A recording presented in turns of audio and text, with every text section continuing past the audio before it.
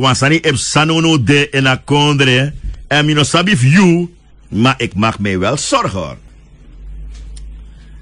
Ik weet niet, ik maak mij wel zorgen als ik let op de verschillende berichten, dames en heren, die in het nieuws komen, maar ook de dingen die ik weet die niet in het nieuws komen. Ages leki fa akondre drijft je zo moeilijk. De man dat er is altijd ingevolgd als een gopje moeilijk. Bepaalde man ewan tek den kans. En wanneer het een beetje moeilijk gaat in een land, en laten we eerlijk blijven, het gaat niet een beetje moeilijk in Suriname. Aten tranga. Isabi, aten tranga.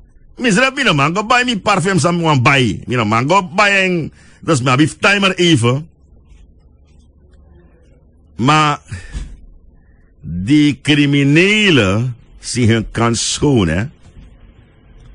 En als je geen beleid maakt om de gemeenschap te beschermen, dan geloof me, dan kan je excessen krijgen, ook allerlei toestanden van mensen die het recht in eigen handen nemen, en mensen die slapeloze nachten krijgen, en ga zo maar door. Dus ik was niet verrast, die met de telefoon is de bagana, dat mi bel minister Jennifer van Dijk Silos. En die mi legt mevrouw Silos uit. Zij de mi bel, omdat mi bij wan mek akkoord bagana tori, heeft ze mij niet eens laten uitpraten. Ze heeft gelijk gezegd, ja ik kom. En ze zit hier. Minister, hoe gaat met u? Het gaat, dankjewel. En ze heeft gelijk ja gezegd. Dus toen we dat gesprek hebben beëindigd gisteren, minister, hoe heb ik gebeld? Ik 1:15, no? Zoiets, ja. Dan mi go naar vrouw, dan mi taya vrouw. Dan ga Audrey, luister nou. De minister heeft gelijk ja gezegd. Waarom denk je? En ze zegt van, ik weet het niet. Misschien moet je er zelf vragen. Maar nu zit u hier. Ja, maar niet eens laten uitpraten. Je gelijk ja gezegd gisteren. Wat zei je dan? Omdat dit probleem we al zeker vanaf oktober mee bezig zijn om strategieën te ontwikkelen en toe te passen dat je de veiligheid van de burger gaat beschermen. En op dit moment zullen de mensen ook opgevallen zijn dat er ontzettend gauw mensen gepakt worden die zaken uitspoken. En dat we ook vrij veel rachas hebben, om het zo te zeggen, bij de haarden. Om de mensen die de buurt onveilig maken en het veiligheidsgevoel van de burger gewoon vernietigen, om daarin te grijpen. We hebben ontzettend veel de laatste tijd, veel van wat wij noemen de kleine criminele daden, maar het zijn daden die inbreuk maken op het veiligheidsgevoel van de burger. En die de burger eigenlijk geen kwaliteit in het leven meer geven. Als je beroofd kan worden, ingebroken kan worden, mishandeld kan worden bij een inbraak.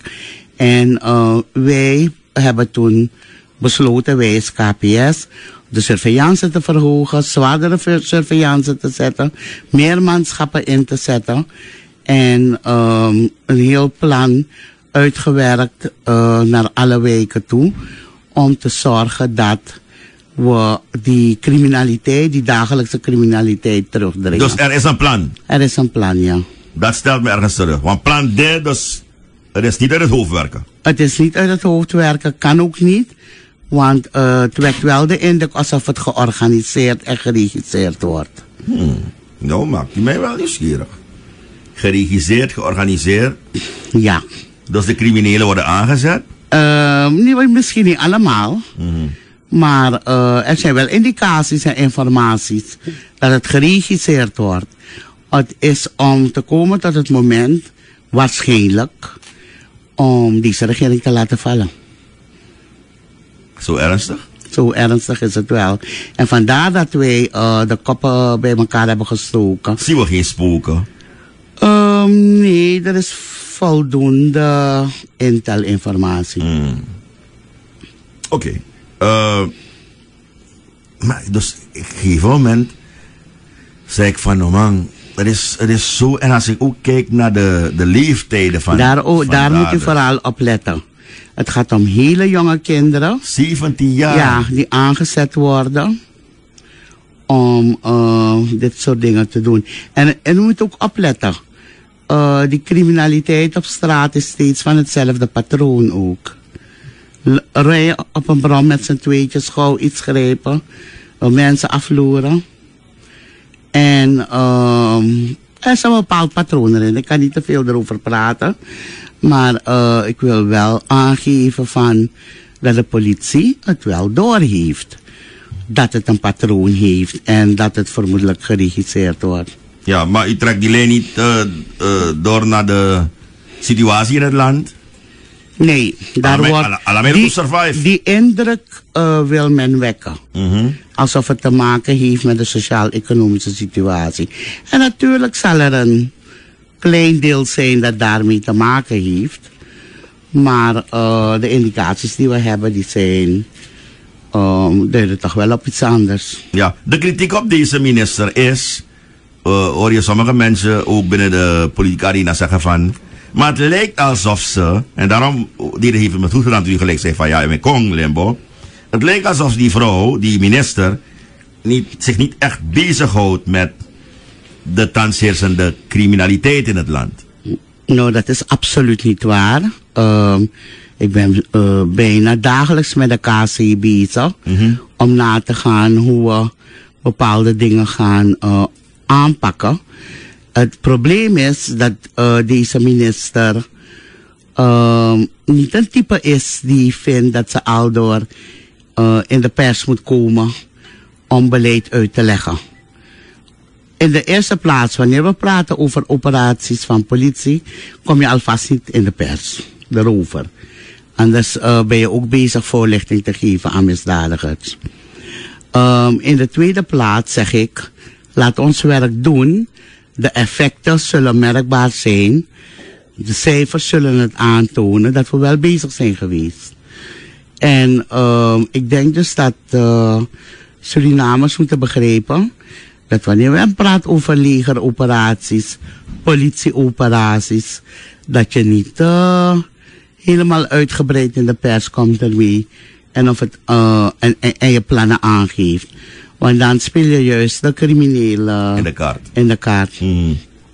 Oké, maar bent u tevreden als verantwoordelijke minister over de wijze waarop de gemeenschap wordt geïnformeerd? Krijgen de mensen voldoende tips vanuit het korps van, luister nou, we kunnen ook een soort van preventieve houding aannemen als zodanig, om ook onszelf en anderen te beschermen. Nee. Bent u tevreden? Moet er wat meer gebeuren? Hebt u een paar voorstellen op dat stuk? Er moet nog meer gebeuren. Ik heb een aantal voorstellen. En die worden nu bekeken omdat ik vind dat je mensen bewust moet maken waarop ze moeten letten. Zodat ze niet kwetsbaar zijn. Als ze op straat zijn. Of als ze thuis zijn. En het is pijnlijk, maar we moeten dat soort voorlichting gaan geven nu.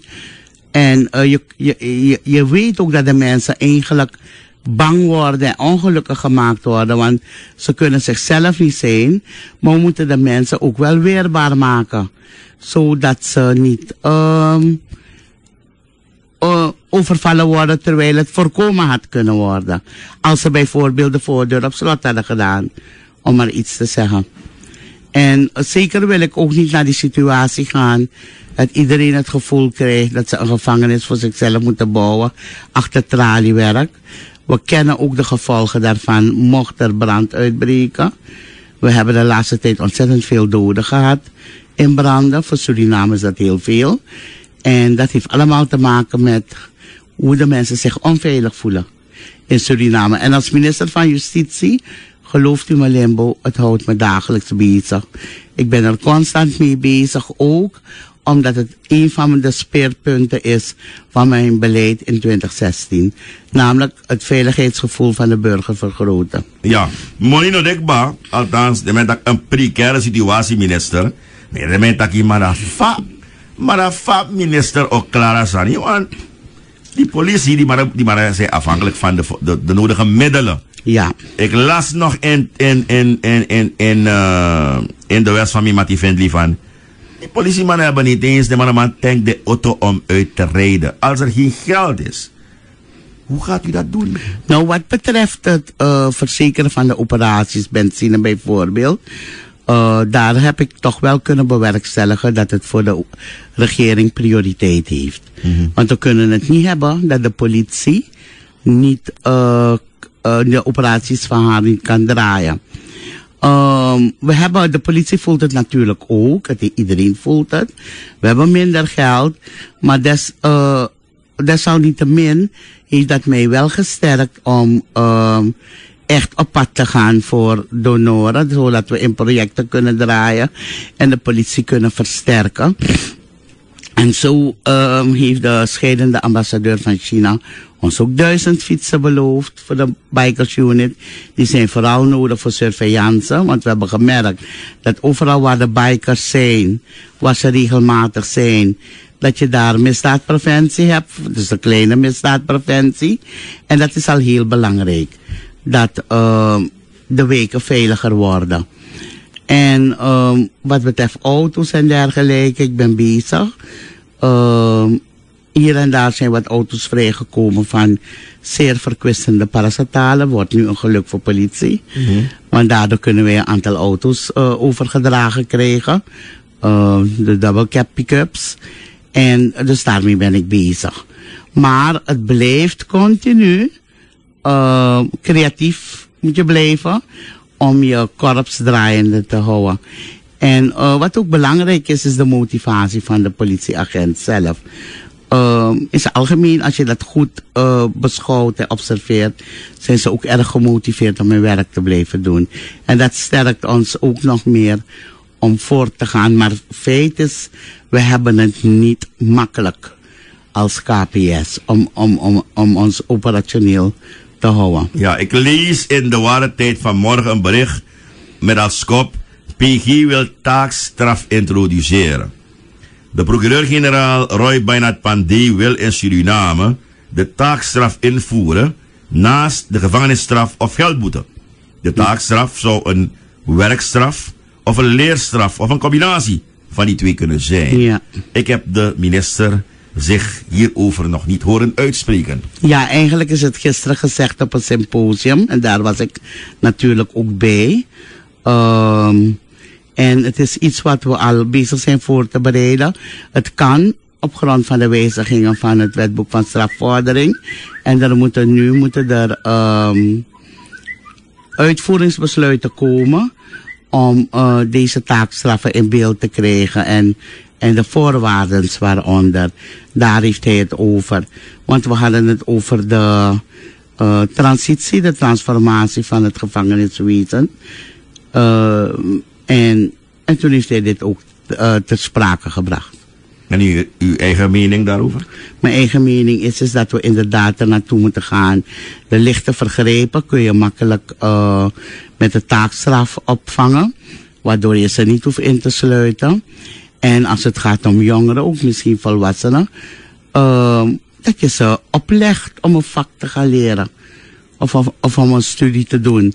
Waardoor je ook krijgt dat je daarmee deze lichte misdadigers, dus niet zware misdadigers, makkelijker kunt reïntegreren in de samenleving. Dus je bereikt twee doelen daarmee. Je gevangenissen worden niet overvol. En twee, je kunt makkelijk de reïntegratie van deze mensen aanpakken. Ja, durft u te zeggen, minister, van Limbo, ik heb je net verteld, we hebben de zaak goed onder controle. Alles wordt goed voorbereid met alle andere voorstellen en dat plan dat op tafel ligt. Ik kan je de garantie geven, jongeman, dat we binnen niet al te lange tijd de zaak volledig beheersen. Dat zou heel erg strelend zijn van mijn oren en van al de mensen die luisteren. We zouden ons veiliger voelen als de minister die daarover gaat ons dat zou kunnen zeggen. Ik ben een type die niet jokt. We gaan niet binnen korte tijd de zaak volledig beheersen. Maar binnen korte tijd hebben we het redelijk beheerst. En voor het einde van het jaar hebben we het wel volledig beheerst. Dus dat durft u wel tegen me te Dat zeggen? durf ik wel te zeggen. Oké. Minister, wat is de relatie nu tussen u en het korps brandweer? Hoe bedoelt u? Of laat me die vraag anders stellen. Wat is het beleid nu naar Brandweer? dit korps toe? Want justitie omvat veel. Ja. Want we gaan straks naar BBS, we gaan straks naar Korps Politie Suriname. Oké. Maar soms krijg ik echt het gevoel alsof de brandweer, alsof die jongens minder aandacht krijgen van Echt niet. opeenvolgende ministers. Niet van deze minister, en dat kunnen ze echt wel zeggen. Het Korps Brandweer Suriname, echt waar, als ik kijk naar de motivatie daar, de wijze waarop ze mijn mindshift hebben opgepakt, met de weinige middelen die we hebben, ze zijn gewoon geweldig. Het eerste wat ik ze zei toen ik ze ontmoette was, jullie blijven te lang weg van branden. We gaan naar 3 tot 5 minuten max. En dat betekent simpelweg dat je meer brandweerkazernes nodig hebt en hulpposten. En helemaal enthousiast hebben ze het aangepakt. En je zult zien dat ze consequent ook vermelden binnen hoeveel minuten ze ergens waren. Eerst maar opgevallen, ja. Ja, en dat heeft ermee te maken dat ze die drive hebben om inderdaad de beste brandweer korps te zijn van de regio. En ze zijn ook zelf begonnen in Nikeri met hun eigen middelen, hun eigen technici, om een hulppost te bouwen, dacht ik er hier naar Polder. En zo gaan ze verder. En brandweer heeft alle ondersteuning van me, alle steun. En maar ook zij hebben ook weer te kampen met die moeilijke sociaal-economische situatie. Maar ik heb gevochten dat de 2 korpsen, brandweer en politie, bij de overheid, in het hele programma waarbij je prioriteiten moet stellen, dat veiligheid, dus operationeel houden van deze 2 korpsen tot een van de prioriteiten behoort. Ja, maar worden ook de condities geschapen om bijvoorbeeld die jonge mensen die belangstelling hebben voor zo'n discipline bijvoorbeeld? Ja. Kapot Marokko toch? Ja, klopt. Er moet gewoon veel meer reclame worden gemaakt. De brandweer moet ook, net als de politie, net als de penitentiaire ambtenaren, aantrekkelijk worden gemaakt. Mensen moeten weten dat ze bestaan en dat je goede carrière kan maken. En het traject waarin we nu gaan, het Human Resource traject, gaat ook meer grondslag geven om verder te gaan. Trainingen krijgen ze. Dat alles heeft aandacht van ons. En ze gaan ook nu hun opleidingscentrum, dat maar niet afgebouwd kan worden, gaan ze zelf afbouwen, zodat we trainingen kunnen geven. Weet u dat onze brandweer, zelfs de brandweer van Frans-Guyana, trainingen geeft in rescue. En we hebben een geweldige rescue team, helemaal niet bekend in de samenleving. Maar rescue van de brandweer wordt bijna altijd bij nationale rampen ook betrokken. Zeker bij verkeersongelukken. Ik denk dat we veel te weinig doen om het publiek te laten weten wat er allemaal mogelijk is bij de diverse korpsen. En we hebben toevallig 2 of 3 weken geleden, toen de KC zo'n brassband competitie had georganiseerd, toen zei ik er, we moeten een beurs houden tegen juli, begin augustus, over alle korpsen en wat de mogelijkheden zijn. Want ik heb voor alle korpsen geld voor recruten gereserveerd om nieuw jong bloed aan te trekken. Ja, maar als de mensen worden aangetrokken, is het altijd de vraag van, maar zijn ze er wel klaar voor? Zijn ze geschikt en hebben al de korpsen wel een dusdanig traject afgelegd dat den boy klaar is? Waarom ik dat zeg? Ik verwijs naar een geval van Sika herkontraditie op Goede Vrijdag, ik dacht ochtend. En gisteren zei iemand, Malimbo, heb je de minister gehoord? Favro kan Takasandati dat ze die BBS'er met ontslag zal sturen. Ik heb die uitspraak gedaan. Ik dacht, ja, ik heb die uitspraak gedaan. Tegenover Appendi, dacht ik. Ja. Ik heb naar de beelden gekeken, ik heb de beelden gezien.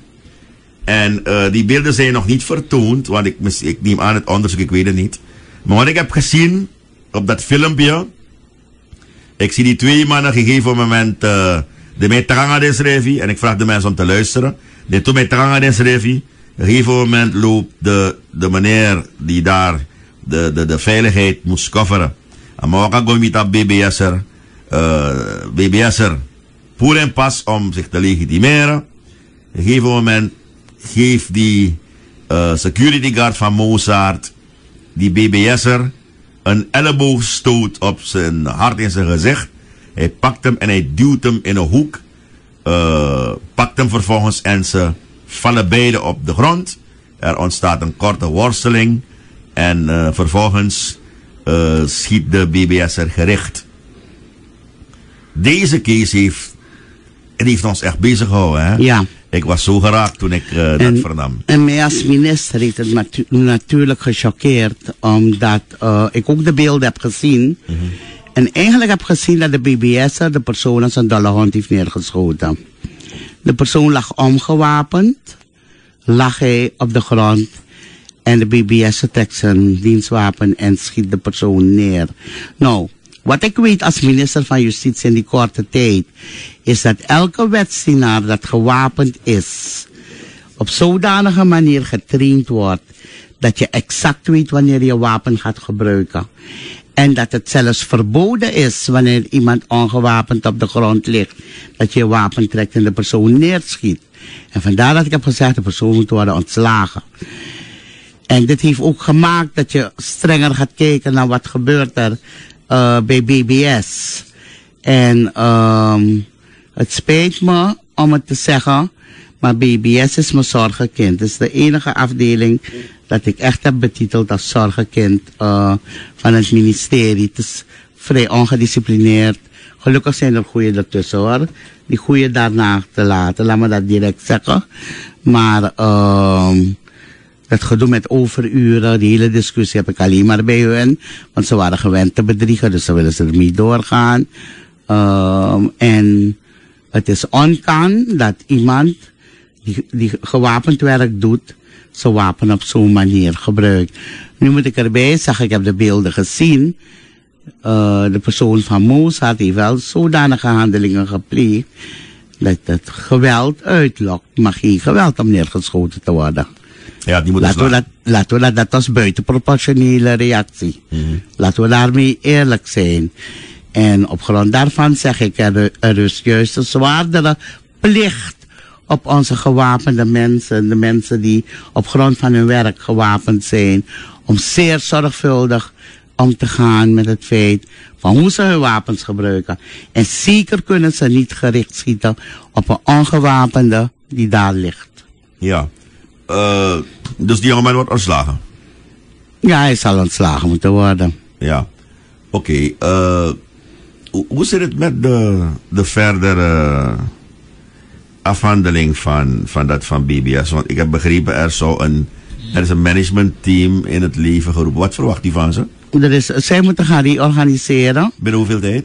2 jaar ongeveer, want 1 januari 2018 is de streefdatum. Mm-hmm. Moet BBS op een zodanig niveau zijn dat de overheid vertrouwen kan hebben in dat instituut dat zich bezighoudt met subject- en objectbeveiliging. En ze moeten, daarom is de politie erbij betrokken, het is een interim management. En zij moeten de boel reorganiseren, ze moeten de mensen drillen, de mensen moeten getraind worden. Weet je dat BBS helemaal geen officieren heeft? Dus al dat soort mensen moeten nu gekweekt worden. Daar zijn ze nu mee bezig te selecteren om te kijken wie ze kunnen trainen tot officier. Er moet discipline in het apparaat komen. Mensen moeten zich waardig voelen als BBS'ers. De instroom zal ook hoger worden gesteld. Je hebt te maken met mensen die subject en object beveiligen. Dus moeten ze ook van een bepaald kaliber zijn. Van een bepaald denkvermogen zijn. En ze moeten ook onderworpen worden aan een psychologische test, een drugstest. Want je moet ook geen idioten hebben die van een wapen gaat voorzien en links-rechts beginnen te schieten. Anyhow, dat korps moet een waardig korps worden, moet upgegrade worden en moeten met dichte ogen ons leven kunnen toevertrouwen aan een BBS'er, onze objecten kunnen toevertrouwen aan een BBS'er. Want wat er nu is, volgens mij is BBS al doorbehandeld geworden als de Koprokano van het ministerie. Weinig aandacht aangegeven, geen trainingen, geen discipline, geen investeringen, noem maar op. En ik hoop natuurlijk dat alle werkers meewerken aan deze transitie, omdat we geen geduld gaan hebben met werkers die niet mee willen gaan met deze transitie. Ja, eigenlijk wil ik het zeggen over criminaliteit hebben vandaag. Maar eenmaal is dan ben ik over de brandweer begonnen. Maar weet u, ik ben benieuwd hoe dit zal. U bent hoe lang minister? Nu 8 maanden. Morgen 8 maanden. Eigenlijk moet ik zeggen, u bent pas 8 maanden. Dus ik kan niet echt precies beoordelen hoe dat zit met het volgende wat ik ga aangeven. Want ik doe Bakanatori al een poosje. En vaker onderwerp bij de in Bakanatori. De spanning tussen de penitentiaire ambtenaren en het ministerie. Ik heb het meegemaakt bij minister Santokhi. Er zijn zelfs men heeft zelfs een case aanhangen gemaakt tegen de bondsvoorzitter, omdat hij in Bakanatori toen minister Santokhi aanzat, bepaalde uitspraken zou hebben gedaan. Die spanning is doorgetrokken toen, is doorgegaan. Toen meneer Misijan op de stoel kwam te zitten van minister. En die spanning is doorgegaan. Toen meneer Belfort, dus actie van, maar wordt er vanuit het ministerie eigenlijk de zaak verkeerd aangepakt? Want waar ligt het aan? BPA, wat is de afkorting van die bond? De bondkorps penitentiaire ambtenaren. Die mannen liggen overhoop met het ministerie onder meneer Santokhi. Die mannen liggen overhoop met het ministerie onder meneer Misijan. Die mannen liggen overhoop met het ministerie onder meneer Belfort. Wat zal Van de Xilos doen om die spanning weg te werken? Nou, ik heb een ander approach. Ik ik werk met alle stakeholders die ik tegenkom in mijn werk. En bonden zijn stakeholders. Dus het eerste wat ik toen gedaan heb, toen ik aantrad, heb ik kennis gemaakt met alle bonden. Er waren een paar bonden, zoals penitentiaire ambtenaren, die specifieke problemen hadden. Die heb ik als eerste ontvangen. Ik heb ze ook gevraagd mij de tijd te gunnen om een beleid te maken en om samen met mij bezig te zijn. En dat is ook gebeurd. We zijn in overleg. Kijk, afgelopen weekend waren ze er ook. We betrekken ze ook in de transitie van de penitentiaire inrichtingen. En de communicatie is er. En natuurlijk ben je het niet altijd met elkaar eens. Maar wat belangrijk is dat zowel de bond als het ministerie open staat voor de communicatie. Dus hebben wij tot op dit moment geen conflicten gehad. Ik hoop niet dat ze er komen. Ik denk wel dat we van mening zullen verschillen. Maar die problemen zijn er om opgelost te worden. Dus dat verwacht ik wel, omdat we hebben een open communicatielijn. Ja. En dan wat gaat u doen om de motivatie? De man bij ons in projectie toch, hou de moed maar in. Hou de moed maar in. Hou de moed maar in. Wat gaat u doen vooral? Niet dat die brandweerjongens en de BBS'ers en de andere penitentiaire mannen, dat ze niet belangrijk zijn, maar de politie. Wat gaat u doen om de jongens bij de politie gemotiveerd? Want ik hoor mannen zeggen van, maar ja, over uren, dat weet ik veel. Wat gaat u doen om de moed daarin te houden, minister? Nou, een heel belangrijk ding wat we dit jaar gaan proberen te realiseren, is dat eindelijk de rechtspositie van de politie, van het KPS, bij wet geregeld wordt. Het staat in de grondwet dat leger en politie hun rechtspositie afzonderlijk bij wet geregeld moet worden. Men heeft het nooit gedaan. Dat is een van de eerste dingen die een van de dingen die ik ik wil dit jaar nog die wet indienen. Ik ga het geschiedenis schrijven. Ik hoop het. Ik hoop dat ik een legacy kan achterlaten. En verder moeten we niet vergeten, je moet het korps politie en operationele diensten moet je niet als een normale ambtenaar gaan behandelen. Het is oneerlijk, onrechtvaardig, het risico met hun leven. Het is groot, ook de levensverzekeringen komen dit jaar. Zal ik een voorstel doen aan de regering. Het is gewoon belachelijk dat mensen die continu hun leven op het spel zetten, dat ze niet deze levensverzekering hebben. Ik vind dat schandelijk, dat is prehistorisch. Dat kunnen we niet meer eisen, maar we eisen wel van ze dat ze zich kapot kunnen laten schieten bij de uitoefening van hun beroep. En dat ze vrouw en kind achterlaten. Dat zijn van de dingen die absoluut dit jaar zeker geregeld moeten worden. Misschien niet in de zin van dat we direct de premie betalen, want laten we eerlijk zijn, dat moet niet nog de.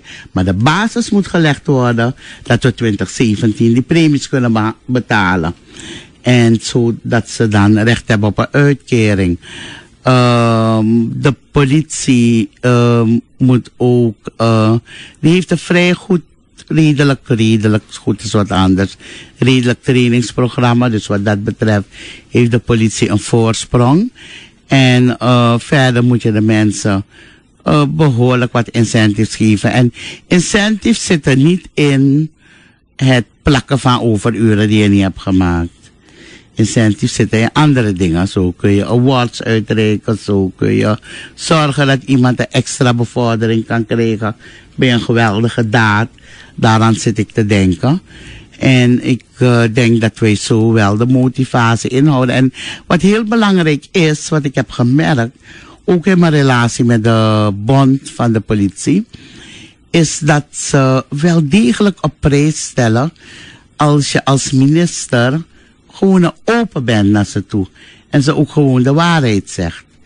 En ze niet voor de gek houdt. En ik denk dat dat gemaakt heeft dat er een goede relatie vanaf het begin de basis gelegd is voor een goede relatie met mij en de bonden. Ja. Want ik heb gewoon open met ze gesproken. Ja, maar moeten we, ik denk maar hardop, en misschien zegt u van Limbo, hou op, maar dit is meer ook aan Taigi. Ik kan je misschien in je oor fluisteren als je die microfoon uitschakelt. Maar je mag me gewoon zeggen, hoor, is bakken natuurlijk zijn vrij. Want ik denk, soms zit ik na te denken van, maar moet de politie niet een soort van apart soort unit, kan zijn dat ze er al zijn, hoor. Een soort van terror Sikima groep, die dus van die zware, maar die zware jongens gaat halen. Wanneer we, zeker met het oog op de verruwing van die criminaliteit, moeten we niet zo. We hebben ze al, hoor. We hebben 2. Is A-team nog? A-team en RBT. Waarvan A-team de zwaarste is. En het kan niet zwaarder worden. Het kan zwaarder worden. Er was een zwaarder, heb ik begrepen. En we zien dat we weer naar die tijd gaan. En ik kan niet te veel praten, maar kan alleen maar zeggen dat A-team vaker zal worden ingeschakeld. Ja.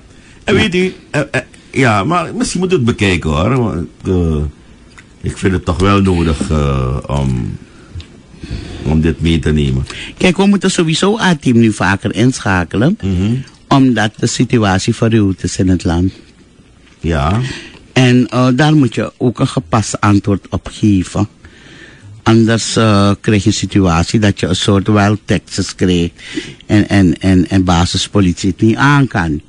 Dus sowieso assisteert RBT en A-team al veel meer dan vroeger. Ja. Dat is al een belangrijke stap voorwaarts. Maar terwijl u hier zit, lanceert Star News een bericht. Oké. Weet u dat? Nee. Je weet het niet? Oké. Er is het bericht is om 3:07, dus 7 minuten terug gelanceerd. Ik schrik van het bericht. Wat staat er? Want we spraken net over de politie. Ja. Ik ga het bericht voor u voorlezen. Ja. 11 april, 3:07. Ik maak wat reclame voor Star News, hoor. Ik denk dat ze het best kunnen gebruiken. De Surinaamse politiebond SPB houdt dinsdag om 12 uur een spoedalgemene ledenvergadering. Hoofdagendapunt is bespreking werkomstandigheden op verschillende werklocaties, waaronder de centrale meldkamer. Ja. Bondsvoorzitter Robbie Ramjiawen zegt aan Star News dat minimale randvoorwaarden ontbreken om het werk optimaal te kunnen verrichten. De centrale meldkamer zit al maanden zonder airco. Zonder koeling, ja. Leden hebben al 2 weken gepoogd het werk neer te leggen. Door gezamenlijke inspanning van de bond en de korpschef is het tot nog toe gelukt om de leden te motiveren om af te zien van actie. Nu wordt echter geëist van de bond dat de algemene ledenvergadering, een besluit neemt hoe verder. De dienstverlening aan de gemeenschap zal zeker in gevaar komen als de Centrale Meldkamer besluit om in actie te gaan. Leden werkzaam in het binnenland, waaronder Snees Kondre, Sarah Creek, Jumu, Nieuw Aurora, kampen al geruime tijd met gebrekkige middelen om maar niet te praten over niet vergoeden van meer overwerk. Tapepapier en inkt ontbreken op haast alle afdelingen. Goede voertuigen worden uit de vaart gehaald vanwege versleten remschoenen en banden, stelt Ramjiawan. Dat klopt. En moet ik u nu laten gaan om overleg te treden? Nee, hij heeft me gebeld. Ik heb zijn misscall gezien. Oké. Maar ik heb nog niet de gelegenheid gehad om hem terug te bellen. Nu weet ik waarom hij me belde. Waarschijnlijk wilde hij eerst met mij praten voordat dit in de ether kwam. Ik ben op de hoogte van alles wat hij daar heeft aangehaald. Ik ben ook bezig. We kregen binnenkort 1000 banden, dacht ik, gesponsord. Er is geen geld. Ik doe mijn best. Ik stel de autorisaties op. Ik vraag om autorisatie. Ik krijg ze niet. Ik ben niet de minister die gaat zitten. Ik weet van de meldkamer. Ik ben al vanaf vorige week bezig om te kijken hoe we de airco's daar gaan vervangen. Van de meldkamer is al zeker 2 weken dat die klachten me bereikt hebben. Je vraagt, je krijgt je autorisatie. Er is geen geld. Ik durf nu niet verder dieper op van dat ding van. Ik kan aangeven wat betreft Snees Kondre, ja. Het is mensonterend. Ik dacht Aurora, nee, geen Aurora, andere plekje. Is ook zo mensonterend. En ik kan me echt voorstellen dat de bond moe is. Maar ik kan met Snees Kondre betreft aangeven dat we een project gaan doen. Waarbij een politiepost en een kazerne dicht naast elkaar worden gebouwd. We gaan het samen doen. Met sponsoring van Surgold. Daar heeft de minister van Nationale Hulpbronnen voor gezorgd. Minister Dodson. Minister Dodson, ja, zo helpen we elkaar. En ik doe echt heel hard mijn best dat we operationeel blijven. En, maar helaas lukt het niet op alle fronten om optimaal te zijn. Ik wil wel een beroep doen op de bond van politie om welk standpunt ze ook mochten innemen, dat ik reken op hun verantwoordelijkheid. Maar gaat u proberen om dat standpunt te beïnvloeden door vanavond al spoedoverleg met ze te hebben, want ze komen pas morgenmiddag om 12 uur. Ik ga hem bellen, want hij heeft me gebeld. Ja. Ik heb zijn misscall gezien. Dus hij weet dat ik hem ga bellen. Hij weet ook dat als ik nog niet gebeld heb, dat ik nog niet de kans heb gehad. Ik bel hem zeker om te kijken wat we kunnen doen. Wat gaat u hem vragen? Blaas die actie af? Nee, ik zou willen weten wat voor actiemodellen hebben ze in gedachten. Kijk, actie zijn allerlei dingen. Actie hoeft nog niet te betekenen dat je staakt. Maar als staken erbij is, ga ik wel een beroep op ze doen om niet te staken. Omdat de situatie in dit land is zo explosief op dit moment, dat je de politie echt nodig hebt. Ja, maar als ik de politie was, zoals je dat zegt, de situatie is echt zo nijpend.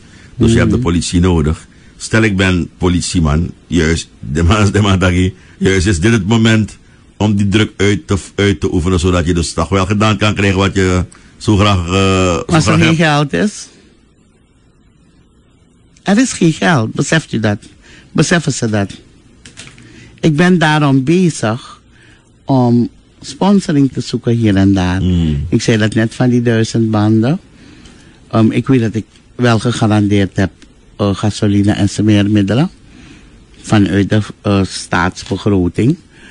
En er is een situatie dat